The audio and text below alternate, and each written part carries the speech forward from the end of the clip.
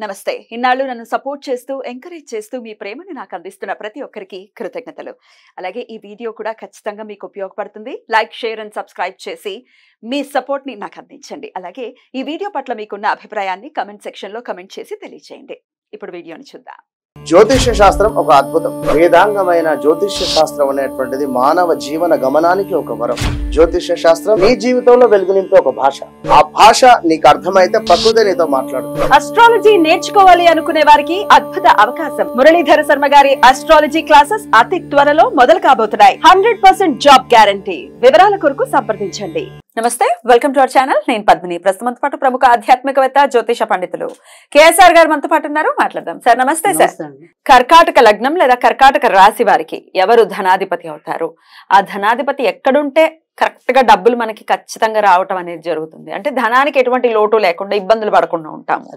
ఇవ్వట్లేదండి, మా ధనాధిపతి మంచి ప్లేస్ లోనే ఉన్నారు కానీ మాకు ధనం మాత్రం రావట్లేదు అనుకునే వాళ్ళు ఎలాంటి రెమెడీస్ చేసుకోవాలి ఒకసారి మీ ద్వారా? తప్పకుండా. సో ఇక్కడ మనం కర్కాటక రాశి అనేది ఇది. సో దీనికి ధనస్థానం అనేది సూర్యక్షేత్రం, రవి అవుతున్నాడు. సో కర్కాటక రాశి వాళ్ళకి కూడా పాపం ఎక్కువ శాతం ధనం ఖర్చు అవటం అనేది ఉంటుంది. ఎందుకంటే ధనాధిపతి అగ్నిగ్రహం అవటం వల్ల ఎంత డబ్బు వచ్చినా కూడా దహించబడుతుంది. సో అది కొద్ది వరకు మైనస్ అనేది ఉంటుంది. కానీ బట్ వాళ్ళిద్దరికి పరస్పర మిత్రత్వం ఉంది కాబట్టి కర్కాటక రాశి లేదా లగ్నం వాళ్ళకి డబ్బు పరంగా అయితే ఇబ్బంది రాదు. ఇబ్బందులు ఉంటాయి రాదు. విధంగా డబ్బు అయితే ఖర్చు గెట్ ఆన్ అయిపోతారు. కానీ ఎంత వస్తున్నా అదే పరిస్థితి. 10,000 వచ్చినా అయ్యో ఏమైపోయిందో అనుకుంటూ ఉంటాం, 20,000 వచ్చినా అయ్యో ఏమైపోయిందో అనుకుంటాం, కానీ వస్తుంది. సో ఆ రకంగా కొంతవరకు మేలు జరుగుతుంది. అయితే ఈ రకమైన అంటే ఇప్పుడు ఎంత డబ్బు వచ్చినా మిగలటం లేదు లేదా ముంచుకుంటారు అనేది ఈ సూర్యుడు ఎక్కడైతే ఉంటే మీకు ఆ రకమైన కొంతవరకు మేలు జరుగుతుంది. అంటే ఉన్నంతలో ఖర్చులు తగ్గి కొంతమంది అంటే అత్యంత పిసినారులు కూడా ఈ కర్కాటకంలోనే ఉంటారు. అవునా? సో లోభత్వం అంటామే, లోభత్వం ఉంటుంది. సో ఆ లోభత్వం అంటే లేదా ఇప్పుడు అంటే వీళ్ళు జాగ్రత్త పడేతాను అంటున్నాం, మనం పాత రోజుల్లో పిసినారులు అంటాం. పిసినారులనే వాళ్ళు. సో అలా ఆ రకమైన వాళ్ళు కూడా దీంట్లోనే ఉంటారు. సో అది ఎక్కడ అవుతుంది? అది ఆ పిసినారత్వం అనుకోండి, లేదా జాగ్రత్త పడే స్వభావం, అది రవి ఎక్కడ ఉంటే అవుతుంది అనేది కూడా ఒకసారి మనం చెప్పుకున్నాం. సో ఇక్కడ రవి అనేది ఇక్కడ మనం ఇందాక చెప్పుకున్నాం, సింహానికి ఇది 2. ఇక్కడ రవి కనుక నక్షత్రంలో ఉంటే, అది కూడా ఉత్తరా నక్షత్రంలో ఉంటే ఇంకా కొద్దిగా డబ్బు సంపాదించడం అనేది ఈజీ ఉంటుంది. కానీ అదే ఇందాక చెప్పిన పూర్వాషాఢ కానీ మకా నక్షత్రం అంటే మనం ఏదైతే ఏ భావాధిపతి ఆ భావంలో ఉంటే ఆ భావాన్ని ఎంతో కొంత పాటు చేస్తాడు అని చెప్పి మనం మొదటి నుంచి చెప్తుంది. సో ఇక్కడ ఒక ఉత్తరా నక్షత్రంలో ఉంటే ఆ దుష్ప్రభావం అనేది తక్కువ ఉంటుంది. మిగతా నక్షత్రాల్లో ఉన్నప్పుడు ఇంకొద్దిగా ఎక్కువ ఉంటుంది. ఇంకా తర్వాత వచ్చేప్పటికి ఇక్కడ మూడో ఇల్లు. సో ఈ మూడో ఇల్లు అనేది కన్యారాశి ఉంది. సో కన్యారాశికి రవి బుధుడు అత్యంత మిత్రులు కాబట్టి ఇక్కడ ధనం బాగా వృద్ధి చెంది. అంటే ఇందాక మనం చెప్పాము, ఏదైనా సరే కొద్దిగా పిసినారత్వం అనేది ఏదైనా ఉంటే లేదా జాగ్రత్త పడే తత్వం ఏదైనా ఉంటే అది కన్యారాశిలో ఉన్నప్పుడు అవుతుంది. సో ఇక్కడ రవి చాలా మేలు చేస్తాడు. అందుకని ఇది కూడా మంచి పేరు. ఇక్కడ తర్వాత ఇది నీచ స్థానం తులా లగ్నానికి. ఇక్కడ మరి తులలో రవి ఉంటే కనుక తండ్రి ఆల్రెడీ డబ్బును పాటు చేసేయటం, తండ్రి ద్వారా ధనాన్ని నష్టపోవటం, అలాగే వీళ్ళు కూడా ప్రభుత్వ ఉద్యోగాలు చేస్తే కనుక అక్కడ ఏవైనా సరే తప్పులు చేసి సస్పెండ్ అవటం, ఆ రకంగా కొంతవరకు వారి యొక్క ధనానికి చిక్కులు ఏర్పడటం, ఈ రకమైన పరిస్థితులు అయితే ఉంటే కనుక తులలో ఉండటం అనేది అంత శ్రేయస్కరం కాదు. తర్వాత వచ్చేప్పటికి వృశ్చికం.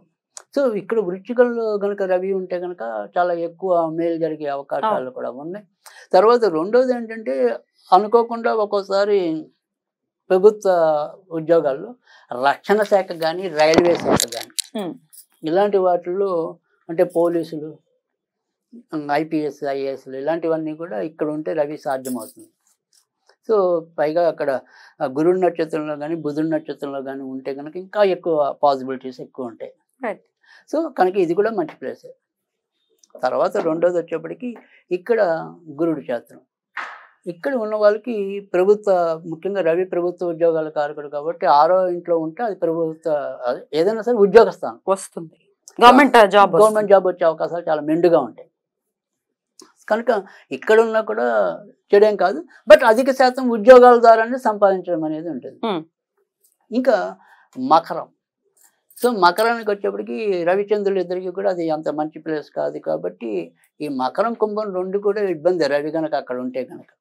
ఎందుకంటే ఇది వచ్చేప్పటికి ఏంటంటే సప్తమ స్థానం అవుతుంది. ఇక్కడ పార్ట్నర్షిప్లో అలాంటివి ఏమైనా చేసి దెబ్బ పట్టడం అనేది ఉంటుంది. తర్వాత భార్య ద్వారా కూడా ఏదో రకమైన ఇబ్బందులు, ఆ రకంగా ఖర్చులు అధికంగా రావటం, లేదా విడిపోయే పరిస్థితులు ఉంటే కోర్టుల చుట్టూ తిరగటం, ఆ రకంగా ఇబ్బంది పడటం.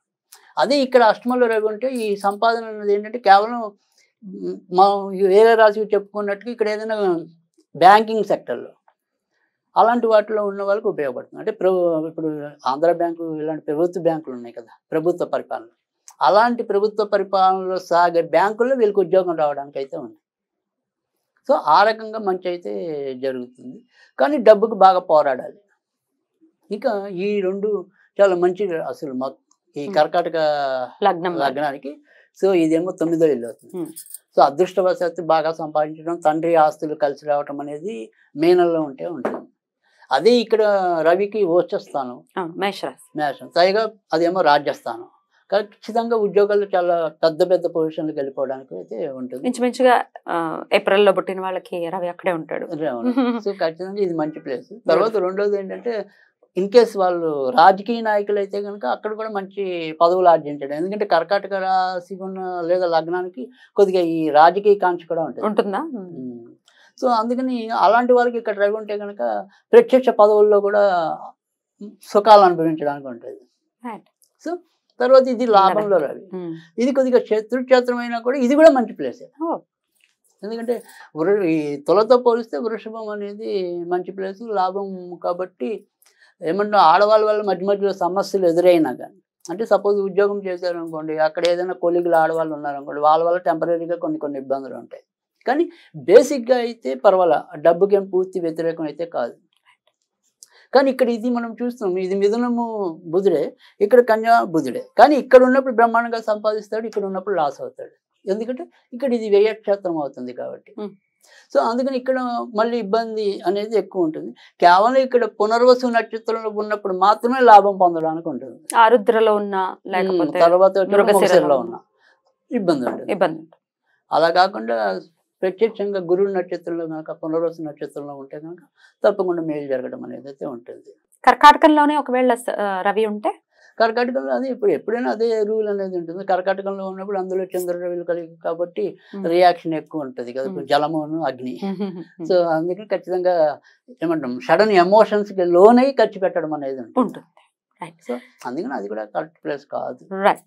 సో రవి ఎక్కడుంటే డబ్బులు అనేది రావటం ఉంటుంది అనేది చాలా వివరంగా తెలియజేశారు. అయితే ఉన్నారండి మీరు చెప్పిన ప్లేస్ లో, ఇప్పుడు కుజక్షేత్రంలోనే ఉన్నాడు రవి, అదే మేషరాశిలో ఉన్నాడు, అయినా మాకు డబ్బులు రావట్లేదు అనే వాళ్ళ పరిస్థితి ఏంటి? రెమెడీ మేనంలో రాలేదు ఇలా అనుకున్న అంటే ఉంటాయి. ఎందుకంటే రకరకాల కారణాల వల్ల మనం ఓవరాల్ గా లోతుగా చూసినప్పుడు వేరే వేరే కారణాలు అనేది ఉంటాయి.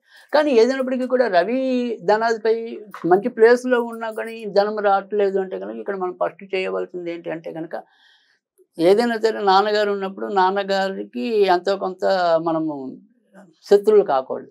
సో తండ్రితో చాలా జాగ్రత్తగా ఉండాలి. ఒకవేళ తండ్రి ప్రత్యక్షంగా మనకి తండ్రితో ఉంటే కనుక, అవకాశం ఉంటే కనుక 6 ఆదివారాలు నాన్నగారి పాదాలు కడిగి ఆయన ఆశీర్వాదం తీసుకుంటే కనుక తప్పకుండా ఆయన ఆశీర్వాదం వీళ్ళకి మేలు చేయటం అనేది కూడా ఉంటుంది. సో ఎప్పుడైనా సరే ఈ రవి కారకుడి డబ్బు సరిగ్గా రావట్లేదు అంటే ప్రత్యక్షంగా తండ్రినైనా ఆరాధించాలి. అలా ప్రత్యక్షంగా మనం తండ్రిని ఆరాధించలేకపోతే తండ్రి లేడు. అలా లేదు, తండ్రితో ఏదో విరోధాలు ఉండే, తండ్రి ఎక్కడో ఉన్నాడు.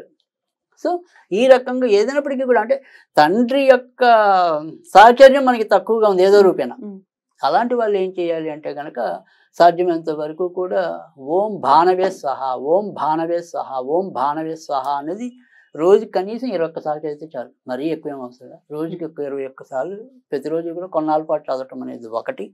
అలా కూడా చేయలేని వాళ్ళు సాధ్యమైనంత వరకు కూడా ఆదివారాలు అప్పుడప్పుడు దొరికితే నెలకో 2 ఈ రకంగా చేసుకుంటే ఖచ్చితంగా వాళ్ళకి రవి వృద్ధి చెందుతాడు. అంటే రవి వృద్ధి చెందాడంటే వాళ్ళకి ధనం వృద్ధి చెంది అంతే. అద్భుతం అండి, చాలా బ్యూటిఫుల్ గా ఎక్స్ప్లెయిన్ చేశారు. కర్కాటక లగ్నం లేదా కర్కాటక రాశి వారు ఎలా మరి డబ్బుల విషయంలో ఒకవేళ ఇబ్బంది పడుతుంటే ఎలాగా, ఏ గ్రహాన్ని బట్టి, ఇప్పుడు ఏవో చేసేయటం కాదు, మన అధిపతి ఎవరు, ఆ ధనాధిపతి ఎవరు అని తెలుసుకుని రెమెడీ చేస్తే ఇంకొద్దిగా తొందరగా పనిచేయడం డెఫినెట్లీ. అందుకే అడగడం జరుగుతుంది. చాలా బ్యూటిఫుల్ గా ఎక్స్ప్లెయిన్ చేశారు. కృతజ్ఞతలు. ఇక నెక్స్ట్ ఎపిసోడ్ లో సింహ లగ్నం లేదా సింహ రాశి గురించి మాట్లాడుకుందాం. Thank you sir. నమస్తే.